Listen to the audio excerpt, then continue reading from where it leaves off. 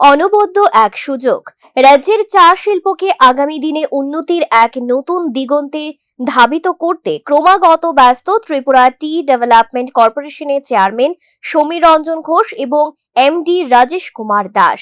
সম্প্রতি গুয়াহাটিতে tea board of ইন্ডিয়ার executive director Arunita Phukan সহ সিনিয়র অফিসিয়ালদের সঙ্গে এক গুরুত্বপূর্ণ বৈঠকে মিলিত হলেন সমীর রঞ্জন ঘোষ এবং রাজেশ কুমার দাস।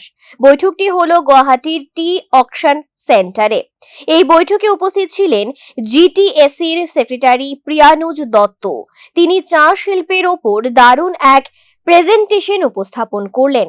এই উপস্থাপনায় ত্রিপুরা এবং আসামে চা শিল্পকে ঘিরেও ব্যাপক আলোচনা হয়। চা শিল্পকে আগামী দিনে আরো কিভাবে উন্নত করা যায় সে বিষয়ে কাজ করছে টি বোর্ড অফ ইন্ডিয়ার প্রতিনিধিরা। এই বৈঠকটি ত্রিপুরা রাজ্যের চা শিল্পকে আগামী দিনে আরো সুদৃঢ় করবে বলে অভিমত ব্যক্ত করলেন ত্রিপুরা টি ডেভেলপমেন্ট কর্পোরেশনের chairman Samir Ranjan Ghosh. Bureau report, news now.